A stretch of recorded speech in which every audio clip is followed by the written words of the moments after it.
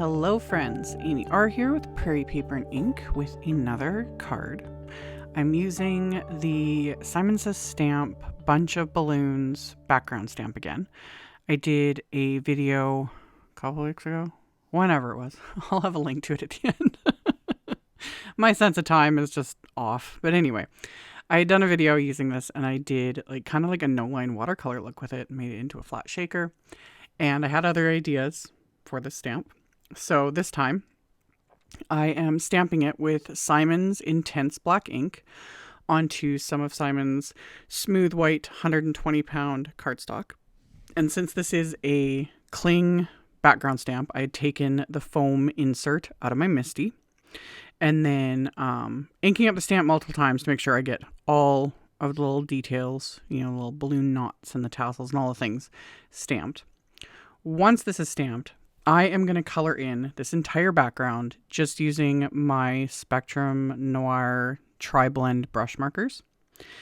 Copics will work for this. Any alcohol marker will work great for this because alcohol markers are transparent, so you can layer the colors. You can do this with watercolor. That's just a different technique, and you'd have to use different paper, etc., etc. So I went purposely with the brush markers this time.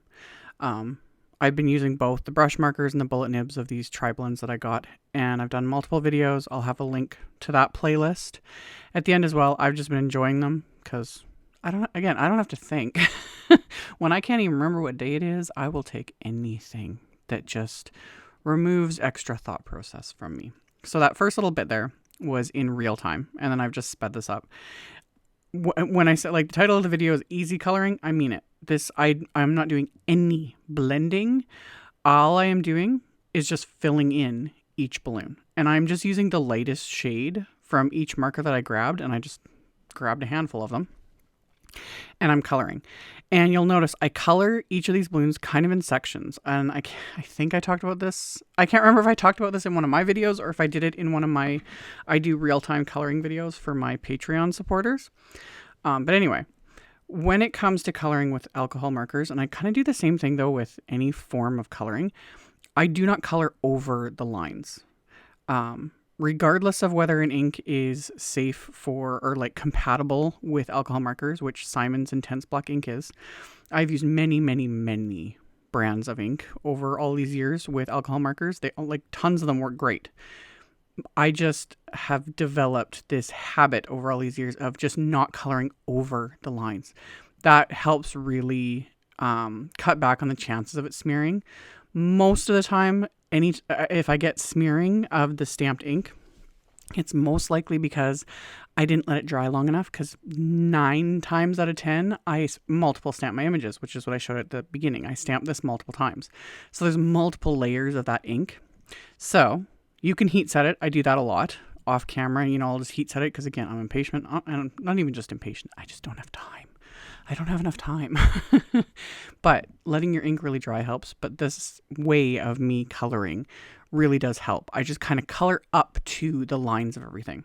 So with these balloons, I just did the little sections, and it was kind of satisfying in a way. It's almost like puzzle piecing in a sense, because it's I just took each little section and colored it. And that's it. It was super, super simple. Any colors will work, and like I said, any alcohol markers will work. Copics, Olos, the brush markers, these TriBlends, etc. So after I was done coloring, I wanted to make the background shimmery. I showed this in a recent video not too long ago, but this is just a mini mister by Ranger, and you can use a larger spray bottle, whatever works for you. I have extras of these mini misters. So I put water in it. I don't fill it quite full. I get it to let's just say half an inch from the top. There's no formula for this. I'm just winging it. Put water in it. Add Ranger Perfect Pearl powder in the color Perfect Pearl. Any of the Ranger Perfect Pearl powders will work with this. The other ones just have color in them. This one, I just want the shimmer. And again, there's no formula. Add as much or as little as you like. The only caveat to that is if you add too much Perfect Pearl powder, you'll know when you do, because if you spray it onto a background and after it's all dry, it's just the powder is coming off, you have just way too much powder in there, because Perfect Pearl powder has a binder in it that's activated by water. So adding it to water, it stays. So I just scoop a bit in there, eyeball it, mix it up really well, shake it up really, really well. And then I sprayed it over this background. It does not need to be heat set. I just speed, again, I'm impatient, man. So I just sped that up with my heat tool, but it can air dry. It's fine. And again, it is stuck to the paper. It does not wipe off. It doesn't need a sealant. Perfect Pearl powder has a binder in it. And then the other caveat to all of this is don't lick your artwork. When Tim Holtz started saying that in his videos, because people were asking about things, you know, smearing and sealing things and all that stuff, and his response was don't lick your artwork. And I was like, those are words to live by. If I had time to cross stitch, I would cross stitch that.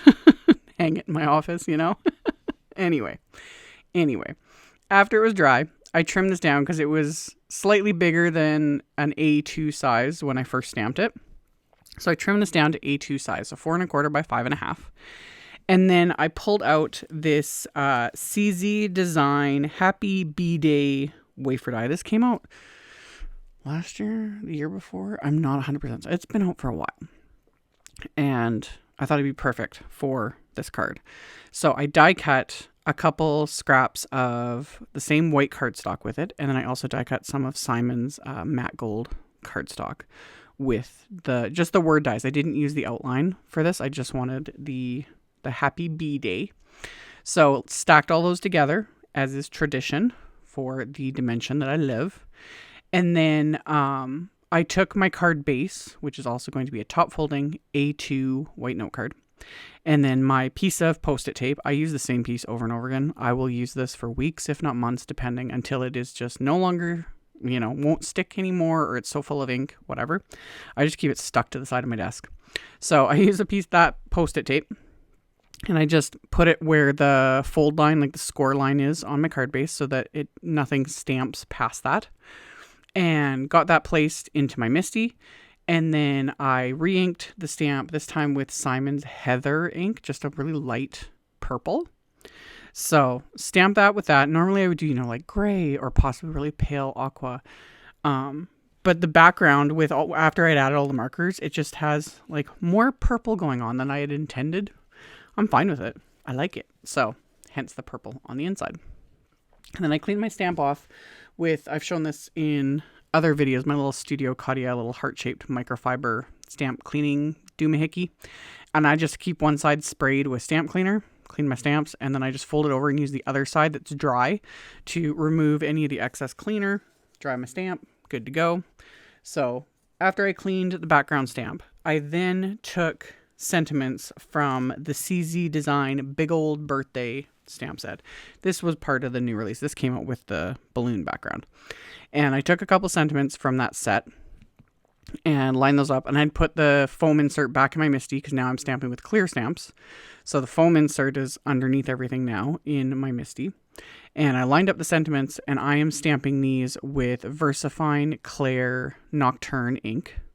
So ink them up with that ink pad. My brain stopped again. And then I stamped it again, just inking up just the little center. I don't think you can see it on camera, but I missed a couple spots. So add a little bit more ink, stamped it. Gonna let that dry because the Nocturne ink does take a little while to dry. And then I grabbed a scrap of black cardstock and I used my anti-static powder tool on it. And then I stamped just another one of the little companion sentiments from that same Big Old Birthday stamp set. Stamped that with clear embossing ink, coated that with Simon's Detail White embossing powder, melted that with my heat tool. Then I took my microfiber cloth to remove that excess anti-static powder because you can see it just looks like chalky. So wipe off that excess anti-static powder, and then I use the smallest of Simon's Sentiment Label wafer dies to die cut this, and I just held these in place with little bits of washi tape, and then ran that through my die cut machine. So then I've got my little companion sentiment for the front of the card, and then I'm going to fold my card closed, reinforce that fold with my Teflon bone folder, And then I'm going to adhere that balloon background to the card base just with craft tacky glue. And once I get that in place, and again, I'm using the craft tacky glue, gives me, you know, those few seconds of wiggle room that I definitely always need to get things lined up. So this is going to completely cover the card base. So I'm going to get that adhered, and then I just stick it under my MISTI for a couple of minutes so that everything is just held down and held flat. Gives it a couple minutes while the glue dries, so then it's good and adhered and we're good to go. And then I'm going to adhere the sentiment, again, just with some craft tacky glue. Going to put it on an angle, which is something I have to like physically remind myself to do. I always want to put everything, you know, straight. Get the T-square ruler out, like put it straight. No, doesn't need to be. So put that on an angle. The little companion sentiment, I just put little pieces of thin foam squares behind it, and then figured out where I wanted to place that on the card as well, and also put that on an angle. And then of course I have to add just a little bit of bling. The background's shimmery, and I'll show that at the end with my flashlight for you guys. But I pulled out my like go-to Studio Katia gold sparkle crystals. These are the ones that are clear with gold glitter in them. Love, love. So just put a few of those onto the card, and then I'll adhere those into place with dabs of craft tacky glue. So pick those up with my little embellishment wand, put down a dab of glue, press the little glittery rhinestone into there. Once these are adhered, I'm going to pair this card with one of Simon's metallic gold envelopes. So it's going to finish it off. So I'm going to turn the flashlight on my phone so you guys can kind of see the shimmer. It's not sparkly, it's just shimmery. The whole background. Love it. So I've got shimmer, I've got the metallic sentiment, I've got the gold glitter, rhinestones, a gold envelope. It's just a fun birthday card. So, like I mentioned earlier in the video, I will have a link to the other video I did using this background stamp at the very end here. I'll also link to my playlist of all the videos I've done so far, coloring with these Spectrum Noir TriBlends. I will have my supply list with links to all of the supplies I used. That'll be linked directly below the video, so if you guys want to check that out, all that info will be below. And of course, thank you all so very much for watching, for thumbs upping, commenting, subscribe if you haven't, and I'll see you all very soon in the next video. Bye!